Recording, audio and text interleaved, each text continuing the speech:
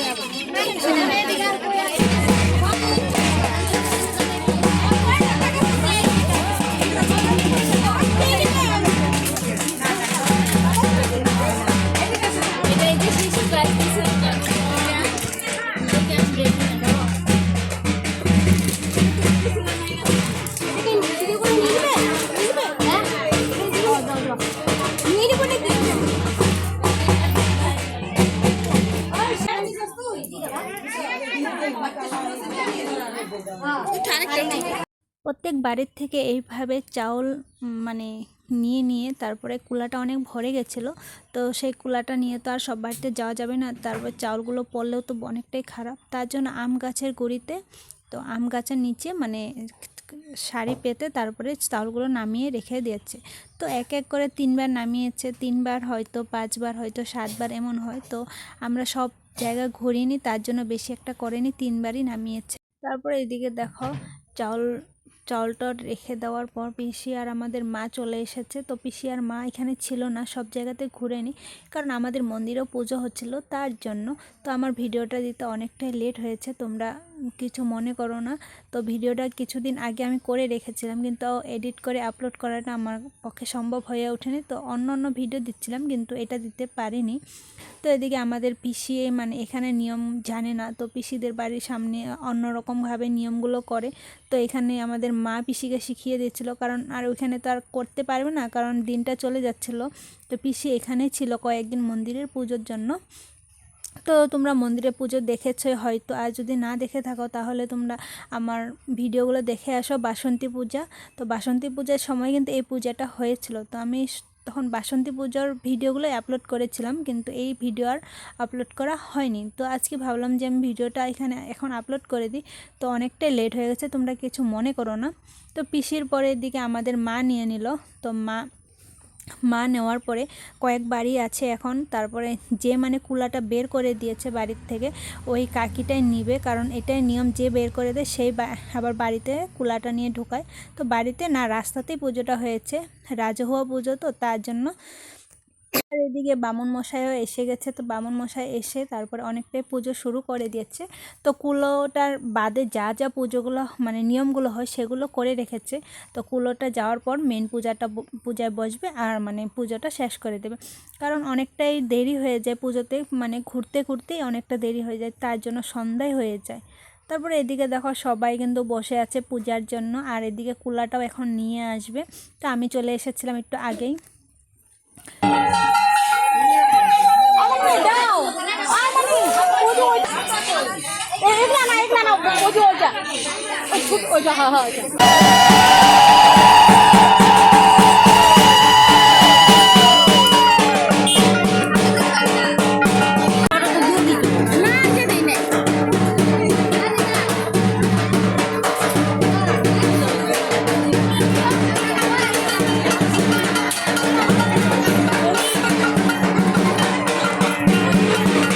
উপাসীদের জন্য এখানে রান্না বাড়া হচ্ছে। তো এখানে মানে অনেক জেঠিরা কাকিমারা মিলে এখানে রান্না বাড়া করছে, তো পাড়ারই লোক এরাও।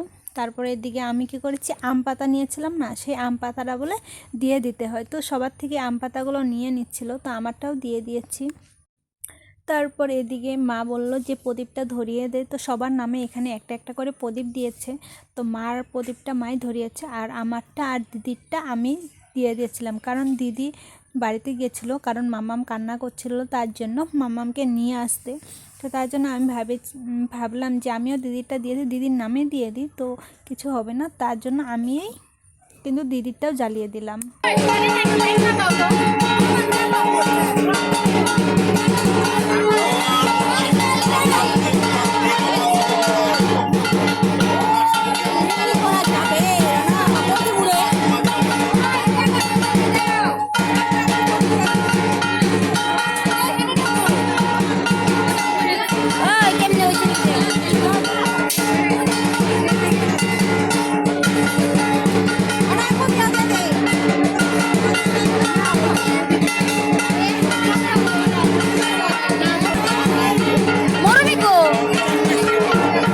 তারপর এদিকে দেখো দিদি মাম্মামকে রেডি করে নিয়ে এসেছে, তো মিষ্টি একটা হাসি মারবেই। এদিকে সুন্দর করে দুনিয়ার ফুল এনেছে সবাই মিলে। তারপর এদিকে দেখো এক এক করে কিন্তু অনেক ভিড় লেগে গেছিলো প্রদীপ জ্বালানোর জন্য। তারপর গাইস দিদি সবাইকে 1 টাকা বা 2 টাকা দিচ্ছিল ব্রাহ্মণকে দেওয়ার জন্য, কারণ অঞ্জলি নেওয়ার পরে তো ব্রাহ্মণকে একটা দক্ষিণা দিতে হবে, তার জন্য। তো ব্রাহ্মণের দক্ষিণাটা আলাদাভাবে দেওয়া হবে। তো সবাই আছে না যে একটা ফোঁটা দিবে বা চন্দ্রামৃত দিবে, তারপরে কিছু না দিলে ভালো লাগে না, তার জন্য এটা দেওয়া হচ্ছে। আর এদিকে ব্রাহ্মণকে কিন্তু আলাদাভাবে টাকা দেওয়া হবে। তারপর এদিকে পূজা হয়ে গেছে, তারপর নিয়ে নিলাম আরতি। তো এখন হবে মানে এদিকে পরিক্রমা করাবে, তো সেই পরিক্রমাটা কুলাটা নিয়ে পরিক্রমা করবে। তো সেখানে কিন্তু 7 পাক পরিক্রমা করে তারপরে ডাইরেক্ট চলে যাবে নদীতে। তো এখানে প্রচুর পরিমাণে ভিড় ছিল, আর জায়গাটা অনেকটাই ছোট ছিল। তো মানে তোমরা দেখে বুঝতেই পারছো যে এতটাই মানে লোক হয়েছে, আর এখানে এতটাই ভিড় হয়েছে। তো কিছু করার নেই, এইভাবে মানিয়ে গুছিয়ে মানে পরিক্রমাটা করতে হবে। তো আমি সবটুকু শেয়ার করিনি, তো একটু করে করেছি, 2 পাক না 3 পাকটা তোমাদের সাথে শেয়ার করেছি। তো আমি এখানে কোথায় আছি কিন্তু সেটাও কিন্তু খুঁজে পাওয়ার মতো সম্ভব নেই, তো এতটাই মানুষ হয়েছে এখানে। তো যাই হোক, অনেকটা আস্তে আস্তে এখানে কিন্তু মানে যাচ্ছে, এই চিপাটা অনেকটা ছোট হয়ে গেছে জায়গাটা। তো প্রত্যেকবার এমন করে পুজো হয়, আর আমি গত বছর ধরে কিন্তু উপবাস থাকি। তো আমার সব কিছুতে উপবাস থেকে কিন্তু ভীষণই ভালো লাগে, বিশেষ করে পূজার জন্য আমার উপবাস থাকতে অনেকটাই ভালো লাগে। তো এখানে মোটামুটি মানুষ 100 জন হবে কি না তোমরা সেটা কমেন্ট করে জানিও। তো তা আমিও বুঝতে পারছি না যে এখানে কতজন মানুষ ছিল। হ্যাঁ, আমার আইডিয়া এতটা নেই, তবু মনে হচ্ছে যে 100 জন হবে। তো তোমাদের মতে কি হবে, 100 জন হবে কি কম হবে, সেটা কিন্তু তোমরা একটু কমেন্ট করে জানিও। আর আমাকে দেখতে পেয়েছো কি না সেটাও একটু কমেন্ট করে জানাবে এই পরিক্রমার সময়। তো এখন সবাই মিলে এইভাবে যাবে নদীতে, তো সবাই নদীতে স্নান করবে।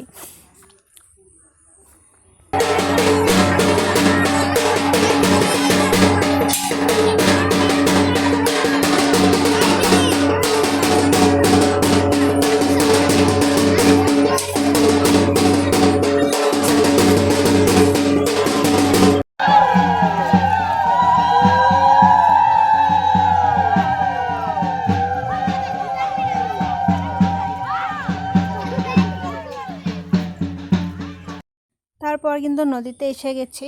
তো এখানে এখন আমরা সবাই মিলে এখানে স্নান করবে। তো কুলাটা দেখতে পাচ্ছ না, সেই কুলাটা কিন্তু সবাই ধরে তারপরে একসাথে ডুব দিবে। তো সেটাই তোমরা এনজয় করতে থাকো আর হাসতে থাকো। আমার তো ভিডিওটা দেখার সাথে সাথে এত হাসি পায়। তো এখন আমিও কিন্তু নামবো ধূপকাঠিটা নিয়ে। ধূপকাঠিটা তো আর জলে ফেলে দিতে পারবো না, তো এখানে সাইডে রেখে দেবো। তো সবাই এখানেই রেখে দিয়েছে। তো ওই মাথাতে গিয়েছে, তো সেখানে জল নেই, তো এত মানুষ কিভাবে একসাথে স্নান করবে।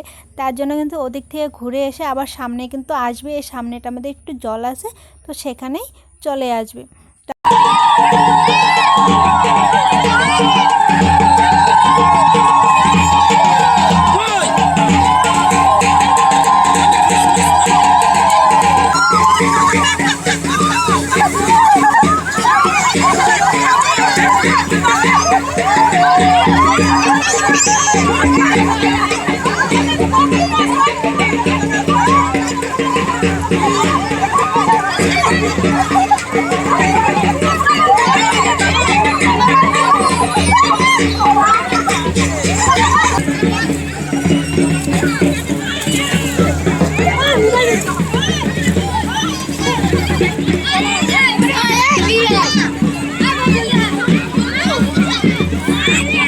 সবাই কিন্তু নদীর থেকে উঠে এখন কিন্তু মানে মণ্ডপের সামনে যাচ্ছে, কারণ সবারই কিন্তু ঠান্ডা লাগছে, সন্ধ্যা হয়ে গেছে। তো এই সময়টার মধ্যে কিন্তু সন্ধ্যার দিকে একটু ঠান্ডা ঠান্ডা লাগছিল, তো তার জন্য দৌড়াদৌড়ি করে কি আগে মণ্ডপে যেতে পারে তার জন্য। তো গাইস, এটা হলো আমাদের পুজোর নিয়ম। তো সব কিছু নিয়ম তোমাদেরকে শেয়ার করবো। তো ভিডিওটা শেয়ার করেছি অলরেডি। তো ভিডিওটা কেমন লেগেছে কমেন্ট করে জানিও। আর হলো কাদের কাদের সেম আমাদের মতো নিয়ম, তো সেটাও কমেন্ট করে বলো। তো আমিও জানতে চাই যে আমাদের মতো কার কার নিয়ম আছে। কিছু বলবি? হ্যাঁ, কিছু বলবি? খুব ঠান্ডা লাগছে, কি আর বলবো। ঠান্ডা লাগছে, এত একটা ঠান্ডা নেই, গরমের দিন পড়ে গেছে যেহেতু, আর তাড়াতাড়ি হয়ে গেছে পুজোটা, তার জন্য। তো যাই, ওইখানে গিয়ে মণ্ডপে আর একটা নিয়ম আছে, তো সেটা তোমাদের সাথে শেয়ার করবো। তো ভিডিওটা দেখতে থাকো, স্কিপ করো না।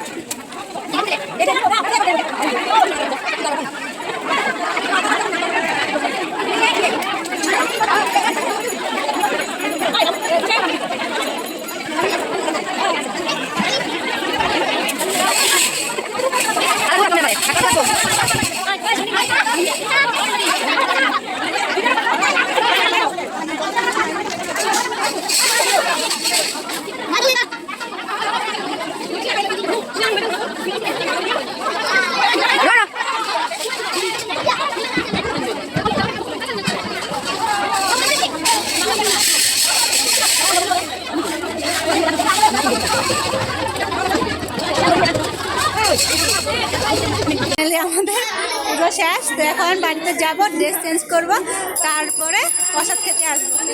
আমাদের বৌদি এবার করেনি, গত বছর করেছিল, তো এই বছর করেনি কিছু অসুবিধার জন্য। আর ভাল লাগছে না, সারাদিন উপোস, তারপরে আবার এদিকে দিদির চেহারাটা দেখে না একবার, পুরো বালি বালি হয়ে গেছে। তো আমারও হয়েছে, তো কীভাবে দেখাবো বলো? কিভাবে যে এখন স্নান করব, এখন বাড়িতে গিয়ে আবার স্নান করবো, কারণ শরীরে পুরো বালি। স্নান করে তারপরে আবার আসতে হবে। তারপর কিন্তু আমরা প্রসাদ খেতে এসে গেছি। তো এখানে আমাদেরকে থালা দিচ্ছে। তো এটা বললাম না রাজহুয়া পূজা, তো রাস্তার মাঝখানেই হয়, তো রাস্তার মাঝখানে কিন্তু সবাইকে খেতে দিয়েছে। তো এটা তো কারো বাড়ির পূজা না, সবাইকে ভালোভাবে স্পেশালভাবে দিবে, তাই না? তো তোমরা কিছু মাইন্ড করো না, তো ভেবো না যে রাস্তাতে খেতে দিয়েছে। এটা মানে রাজহুয়া পূজা, তো রাস্তাতে জায়গা হয়েছে, তো রাস্তাতেই খেতে দিয়েছে। তো এখন আমরা ভাত খাবো, প্রসাদ খাবো, খেয়ে তারপরে বাড়িতে চলে যাব। তো আজকের জন্য এখানে ভিডিওটা শেষ করে দিই। যদি তোমাদের ভালো লাগে অবশ্যই like, comment, share and subscribe করে দিবে। পাশে থাকা বেল আইকনটি ক্লিক করে দিবে। আরও ভিডিও সুন্দর সুন্দর পাওয়ার জন্য চ্যানেলটা কিন্তু প্লিজ সাবস্ক্রাইব করে দিও।